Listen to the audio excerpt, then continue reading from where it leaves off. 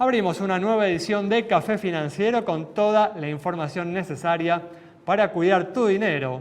Hoy Juan Pablo Pizeta nos va a contar qué medidas económicas viene tomando el gobierno para tener un diciembre en paz en lo social. También Patricia Canatelli nos va a hablar de seguros contra incendio y el creciente problema del infraseguro. Y Nicolás Lobalvo va a repasar lo sucedido en los mercados de capitales. Y en el último bloque vamos a conversar con el economista Santiago Montoya para analizar las principales noticias económicas de estos últimos días. Muy bien, comenzamos este primer bloque con información de los mercados de capitales. Y en una semana que venía siendo muy mala para los activos argentinos, con el riesgo país superando los 1.900 puntos y ubicándose en su nivel más alto desde el canje de la deuda del año pasado, finalmente hoy hubo un respiro alimentado por la expectativa de que estaríamos acercándonos a un acuerdo con el Fondo Monetario Internacional. Nico, ¿qué tal? ¿Cómo andás? Ale, ¿cómo estás? ¿Todo bien? Bueno, gracias por estar aquí. Un placer, bueno, ¿es gracias. así? ¿Hay un acercamiento y Sí. hay mayor entusiasmo o expectativa? Sí, es un poco como decís, la verdad que venimos de un noviembre con mucha incertidumbre, con una elección de medio término a mediado de mes, en el cual los activos argentinos en general fueron muy castigados. Los bonos en dólares cayeron en algunos casos hasta un 16%, el Marval en pesos un 9%, en dólares, medio en dólares casi un 24%, y obviamente cerrando con el riesgo país con máximos históricos de canje de la deuda. Puntualmente en la rueda de ayer tocó 1.905 puntos, ¿sí? Y bueno, era Hay una gran ansiedad, ¿no? de los inversores justamente esperando una rápida solución de estas negociaciones de la Argentina con el fondo. Exacto, el mercado está en velo esperando que haya algún acercamiento con respecto a las posiciones con el fondo, puntualmente porque, bueno, tenemos las reservas bastante comprometidas, más aún mirando el cronograma de pagos del primer trimestre del año que viene. Entonces, bueno, hoy los mercados amanecieron completamente distintos, todo muy positivo. El Merval llegó a tocar 6 y pico % en el intradiario, algunos bonos como el AL30 llegó a estar en 7%, los ARs volaron, aproximadamente algunos tocaron un 13%, las subas lideradas por IRSA, por ejemplo, YPF, Transportadora Gas del Sur. Y bueno, es un poquito por la noticia que se conoció hoy de la mañana de la misión argentina que estará viajando a Washington este sábado para sentar las bases del acuerdo, en la cual se va a principalmente tener en cuenta temas sobre el déficit fiscal, ¿sí? También la reducción de emisión, reducción de la brecha cambiaria entre oficial y paralelo. Datos Sí. fundamentales para presentar, ¿no? Un horizonte respecto a lo que puede suceder con la economía en estos próximos 2 años. Pero bueno, teniendo en cuenta las fuertes caídas de los precios de los activos argentinos, ¿ves alguna oportunidad para aquellos que quieren apostar por un acuerdo con el fondo? Mira, obviamente los activos argentinos en general están muy castigados, entonces es una oportunidad comprar bonos en precio casi default, sí, es una oportunidad, lo mismo con las acciones. Si no los compramos nosotros, van a ir los fondos buitre y se los van a llevar Sí, ellos. es que ¿no? hasta el momento todavía ni los fondos buitres estaban comprando, entonces sí, es un momento de oportunidad, obviamente es para inversores que tengan determinado estómago. Nosotros no salimos a recomendarlo abiertamente, salvo que alguien quiera correr ese riesgo. Tal cual. Si no, recomendamos más medidas para preservar el capital y poder transitar tranquilo momentos de volatilidades, ¿no? ¿Y alguna acción te gusta? Bueno, obviamente a mí me gustan más que nada las bancarias, Banco Galicia, energéticas me gusta mucho Vista Oil, que bueno, está un poquito descorrelacionada por bueno, el rally que tuvo el petróleo en el último momento, más allá del castigo que vimos en los últimos días. Pero bueno, eso es para, como te digo, perfiles que tengan un poquito más de riesgo, ¿no? Muy bien, perfecto. Bueno, estamos comenzando un diciembre históricamente delicado, con una situación económica muy comprometida, ¿no? Con el poder adquisitivo de los salarios muy golpeado por esta crisis que se extiende desde el 2018. Juan, ¿qué tal? ¿Cómo andás? ¿Qué tal, Ale? Buenas noches. Muy bien, en este contexto el gobierno viene tomando algunas medidas económicas justamente para llevar algo de alivio a aquellos sectores más golpeados, ¿no? Sí, el gobierno está tratando de anticiparse, ¿no?, a este típico mes de nerviosismo, como mencionabas, Y la medida fuerte que ya tiene definida es otorgar un bono de 8.000 pesos para los beneficiarios del plan Potenciar Trabajo, de este programa social que lo cobran los trabajadores de la economía popular y bueno, consiste en la mitad del salario mínimo que se cobra todos los meses, ¿no? Es un universo muy grande, es poco más de 1 millón de personas que reciben esta asignación y bueno, es un monto de 8.000 pesos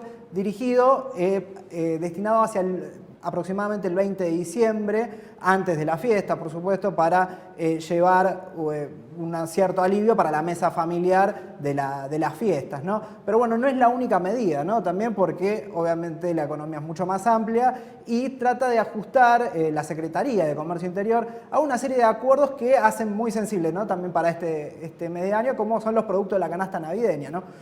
Hay una medición de Consumidores Libres que calculó que la canasta de los productos tradicionales, ¿no? Cerca de 24 productos de la canasta navideña, aumentaron un 64%. Entonces, la idea de la Secretaría de Comercio es incorporar estos productos a precios cuidados, nuevamente un acuerdo de estabilización por un determinado tiempo, a fin de garantizar una canasta de productos accesibles, sea budín, sidra, champán, etcétera, ¿no? Los típicos productos de la canasta navideña. Y en paralelo también se está negociando, hubo mucho ruido con respecto a la carne, ¿no? Lo que tiene que ver con si se aumentaban las retenciones o no, que salió el secretario de Comercio de Interior, Roberto Feletti. Bueno, también se está avanzando en negociaciones para que haya un nuevo congelamiento, un nuevo acuerdo de precios para los consumos más populares.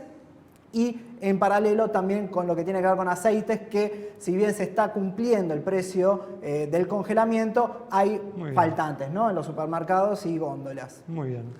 Y para completar entonces ahora este bloque vamos a hablar de seguros contra incendio. Patricia, ¿qué tal? ¿Cómo andás? ¿Qué decís, Ale? Buenas tardes.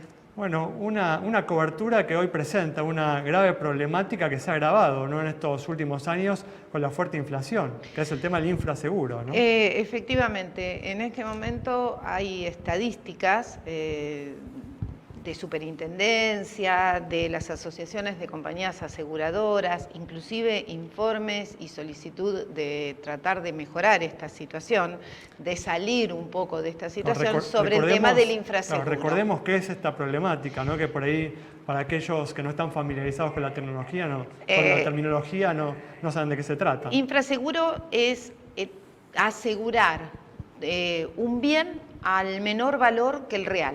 Claro. Que el que tendría el bien para ser repuesto. Por eso. Y en caso incendio, de claro, el incendio es muy común. El problema grave que hay en este momento en la Argentina es que, bueno, todo lo que es valor construcción normalmente se evalúa en dólares, el dólar ha ido aumentando, entonces el valor de una propiedad en su valor de construcción ha crecido mucho de un año al otro. También hay una crisis importante a nivel sueldos y demás, y esto provoca que el asegurado a veces busca reducir costos. El problema grave es que tenemos en la Argentina consorcios, comercios, viviendas particulares aseguradas prácticamente por la mitad de su valor real. Por eso esto significa, en caso de siniestro, en caso de un incendio, van a recibir de la compañía de seguros la mitad de lo que necesitan para reponer ese bien. Para reponer ese bien, porque la medida o sea, la forma en que se presta... Es un tema realmente grave, ¿no? Claro, totalmente grave. ¿Para qué tomar un seguro si ese seguro no te va a cubrir, no? No llega a cubrir. Yo siempre digo, para mí es muy importante que hay que entender que lo que no se paga en el costo de la póliza se paga con creces en el costo del siniestro. Porque además tampoco hablamos, ¿no? De un aumento tan grande en el costo, ¿no? No. Aparte no es que la póliza de seguros de incendio va a aumentar al doble, claro, porque exacto, la suma asegurada es el doble. Hay una proporción relacionada con el riesgo. Así que bueno, pero para redondear, la idea entonces, la advertimos a todos aquellos que tienen este tipo de coberturas, que revisen la suma asegurada. Que hay que controlar absolutamente la suma de incendios, tanto edificios como los contenidos.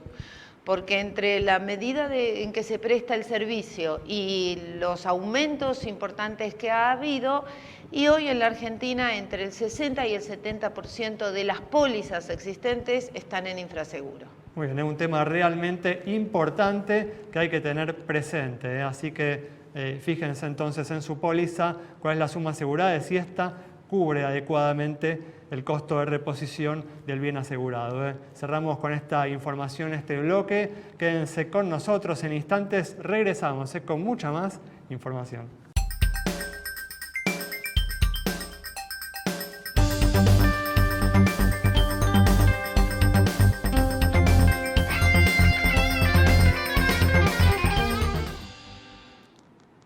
Abrimos un nuevo bloque con información sobre la ley de alquileres, este frustrado intento por regular este mercado. Juan, ¿tienen los días contados esta ley?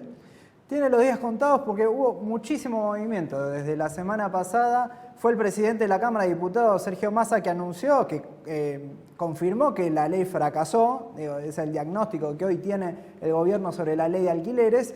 Y van a avanzar hacia cambios en la ley que le dé cierta previsibilidad y garantía a todos los actores del sector, ¿no? Porque ya sabemos bien que tanto inquilinos, propietarios como los operadores del mercado están bastante disconformes con la implementación. Entonces, lo que anunció el gobierno, que está indicando, es va a avanzar hacia la suspensión de la ley por una serie de 180 días, ¿no? Por el momento se va a abrir una instancia de negociación con los distintos actores para que aporten cómo va a ser esta transición. Pero bueno, ya de todas maneras, como es una ley tan polémica, ya incluso el anuncio generó cierta controversia, ¿no? Porque ya en algunos sectores, por ejemplo, los corredores de CUSICBA, ¿no? de los corredores inmobiliarios de acá de la Ciudad de Buenos Aires, plantean que esta situación de la suspensión podría generar una situación de limbo, ¿no? Porque al no haber un marco normativo, claro, ¿no?, establecido, ¿de qué manera se va a regir la ley? ¿Bajo el marco normativo anterior del Código Civil o se va a seguir aplicando el régimen vigente? Por lo menos en este lapso de tiempo, ¿no? Hasta que se defina una nueva normativa, sea a través de legislación o a través de DNU. Vamos a entrar en un territorio en el cual muy probablemente esté marcado por la incertidumbre, ¿no? Esto es lo que se proyecta. Y bueno, lo que uno puede llegar a recomendar, ¿no?, a los inquilinos, propietarios que van a entrar en este terreno de renovación o finalización de contratos, bueno, mientras tanto se tienen que mantener, ¿no?, sobre el régimen vigente de la ley de alquileres. Pero bueno, lo que se avecina es un nuevo marco normativo que va a modificar la norma. Muy bien. Cambiamos de tema, vamos a continuar con la información de los mercados de capitales internacionales que se han visto afectados en los últimos días por la aparición de la nueva variante del COVID-19. Nico, ¿qué se espera para los próximos días? Bueno, mucha volatilidad en los mercados. Esto arrancó el viernes pasado con una fuerte caída. Puntualmente vimos los 3 índices muy golpeados, luego el lunes cierta recuperación, el martes se volvió a golpear de manera interesante y hoy amanecimos con un mercado positivo, con los 3 índices promediando 1% arriba, y luego eso se fue revirtiendo cuando hacia fines de la rueda se conoció la noticia de que se descubrió un nuevo caso de la nueva cepa Omicron en California, y bueno, terminaron los índices, el Nasdaq 1% bajo. Se dieron cuenta de que lo tienen más cerca de lo que creían. Claro, el Nasdaq 1% bajo y los otros 2 índices un 0,5 más o menos promediando. O sea que es incierto lo que puede suceder en estos próximos días. Sí, es incierto. A ver, esto ya hace 2 semanas habíamos tenido una anticipación con este cierre que hizo Austria porque tenía la mayor cantidad de población no vacunada. Alemania había hecho lo mismo con su población que no estaba vacunada, y eso generó cierto ruido, cómo reaccionaría la economía con respecto a nuevos cierres y demás. Y es un poco lo que está pasando hoy en día. Hay mucha incertidumbre con respecto a eso. Yo igual sostengo y soy más constructivo que, a diferencia del año pasado, hoy ya sabemos cómo, en cierta manera, responder a una pandemia. Ya se han elaborado diferentes vacunas, existe el know-how para poder desarrollar nuevas en caso que los necesitemos. Entonces creo que el panorama es distinto, pero no por eso va a ser menos importante, ¿no? Porque obviamente un encierro forzoso y demás impacta en la economía y ya lo hemos visto, ¿no? ¿Y te gusta algún activo en este contexto? Recordemos que se puede invertir en los mercados internacionales aquí en la Argentina a través de los CDR, ¿no? Sí, los CDRs hay, la verdad, un universo muy interesante que cada vez tiene más volumen A nosotros, bueno, particularmente yo creo que hay una oportunidad en el petróleo después de la última corrección. Pensemos que hace 2 semanas más o menos, tanto el Brent como el WTI estaban en torno a los $86. Hoy en día estamos viendo ambos en alrededor de $70. Así que yo creo que eso es una oportunidad, invertir en compañías que podemos encontrar en el universo CEDARS, como Exxon, Chevron, BP, creo que puede ser una buena oportunidad. Muy bien, Sí. perfecto. Con esta recomendación entonces de Nicolás Lobalvo cerramos este bloque. Quédate con nosotros. Al regreso vamos a estar dialogando con el economista Santiago Montoya.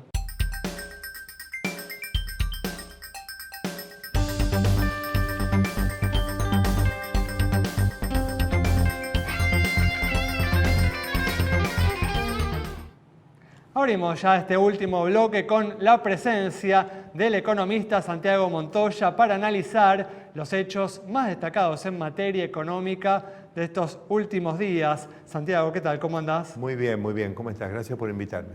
Un gusto tenerte aquí nuevamente. Gracias. Una semana difícil un mes difícil ha sido noviembre para el Banco Central, que perdió a lo largo del mes cerca de 1.300 millones de dólares de sus reservas internacionales. La entidad busca, a través de la utilización de estas reservas y a través de medidas, como la de la semana pasada, la prohibición de pagar en cuotas los viajes al exterior, busca evitar una brusca devaluación de la moneda argentina. ¿Crees que va a lograr su cometido? Qué pregunta, porque si digo que no lo va a lograr, me van a acusar de golpista, no sé de qué otro tema. Bueno, yo creo que nosotros podemos mirar la situación un poco, digamos, en una mirada de, no sé si decirlo superficial, pero podríamos decir lo que está a la vista, y dejar para, aunque sea el momento que cerremos, una mirada un poco más profunda, ¿no? Sí, claro. Porque en realidad todo esto que estamos viendo son síntomas, digamos, o sea, Sin duda. uno escucha, digamos, a tus colegas hablando por todos lados. Yo a veces me invitan a algún panel, trato de ir poco, pero me da tanto gusto venir acá que me recibí encantado la posibilidad de venir, porque es como que se ha instalado un tema donde que a todos los que les interesa es discutir si el Banco Central perdió $1 más, $1 menos, y se están olvidando que para un país como Argentina, perteneciente al G20, un Banco Central, qué sé yo, lo que no debería llamar la atención de nadie es que tuviera 120, 150 mil millones de dólares de reservas líquidas. Claro.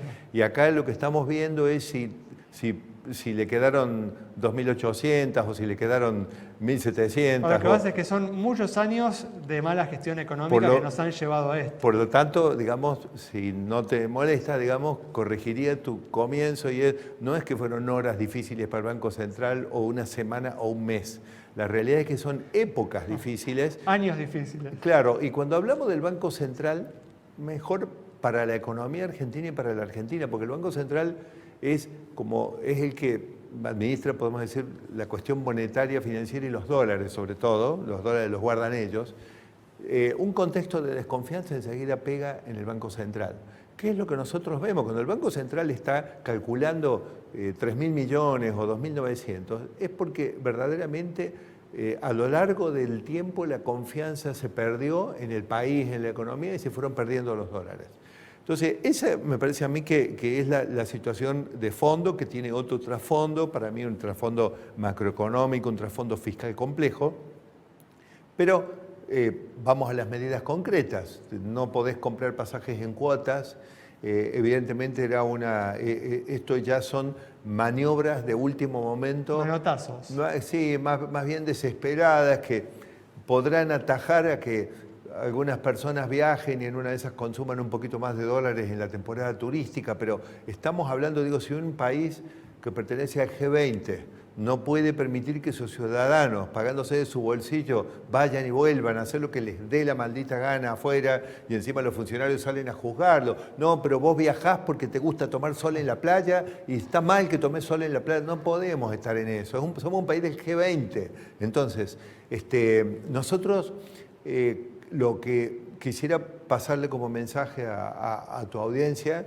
es que a pesar de que estamos viendo medidas desesperadas y quizá veamos alguna medida más, que no naturalicemos esto, porque todo esto es traído de los pelos y responde en realidad a un desorden de fondo que hasta que no lo pongamos en orden macroeconómico, quiero decir, vamos a seguir atajando justamente, penales. Precisamente hoy fue un día con un moderado optimismo en relación, ¿no?, a lo que han sido los días anteriores. Nos decíamos en el primer bloque, con una fuerte suba de los activos argentinos, tanto los bonos como las acciones, porque se empieza a vislumbrar que el acuerdo con el Fondo Monetario está cerca. ¿Vos cómo ves este acuerdo? ¿Creés que es realmente una solución para la Argentina? De nuevo separemos la paja del trigo. Los acuerdos o los programas con el Fondo Monetario Internacional no salvan a ningún país y menos lo van a salvar a la Argentina.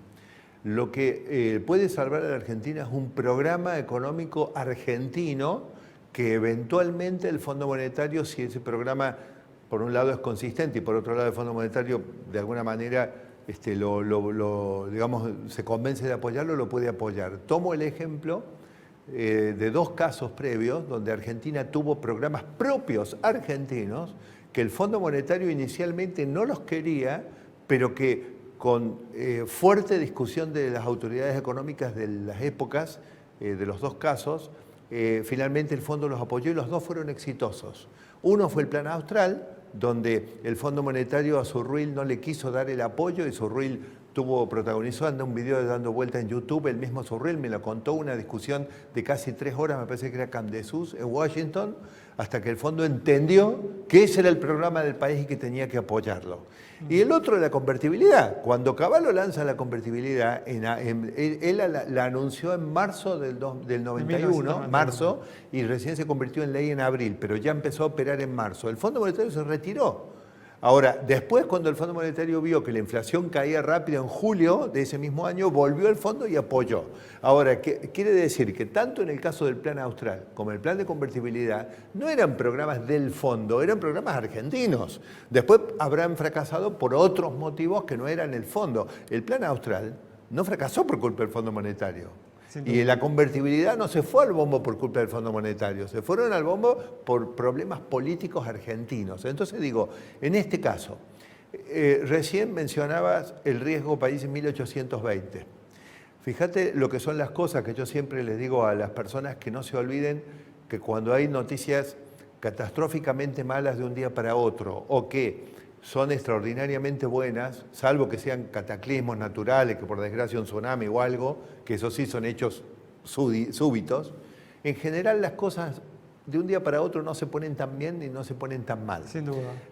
La audiencia... Disculpa, ¿vos crees que Santiago, nos queda un minuto sí. Y me gustaría que redondees, ¿no? Bueno, ¿Cuáles son las claves para que este plan sea exitoso? Quiero redondear recordando que 1820, que es el riesgo país que hoy estamos celebrando, era el que había en el año 2001 cuando pusieron el corralito. Digo, para que se fijen cómo nos estamos poniendo contentos de nada, en realidad. Las claves para que esto es que sea un programa que verdaderamente, primero que sea un programa que sea consistente, es decir, que por ejemplo, no sé, cosas que trascienden y que dicen colegas tuyos, que vamos a pagar con inflación, es decir, todo eso es caminar por la cornisa. Consistente quiere decir que cierre en el costado fiscal, en el costado monetario, en el costado cambiario, que el financiamiento adentro del programa esté cerrado. Por ejemplo, el presupuesto que está en el Congreso, que podría ser el marco para esto, marca una necesidad de financiamiento en dólares para el año próximo de 12.500 millones. Bueno, esto es imposible de llenar. Entonces, en el programa con el fondo, ¿cómo lo van a cerrar? Porque si va a ser solamente, y ahí se nos abre... Tenemos que cerrar, ¿eh? Se nos abren dos escenarios. O este es un programa en serio, o este es solamente, digamos, un programa muy básico, en cuyo caso, lamentablemente, espero que me inviten de nuevo al programa para de nuevo analizar cómo entra en crisis demasiado rápido. Muy bien, nos vamos con esta última advertencia del economista Santiago Montoya respecto a lo que se necesita para que la economía argentina atraviese esta crisis en la que se encuentra. Nos reencontramos el próximo viernes a las 19:30 aquí en Metro.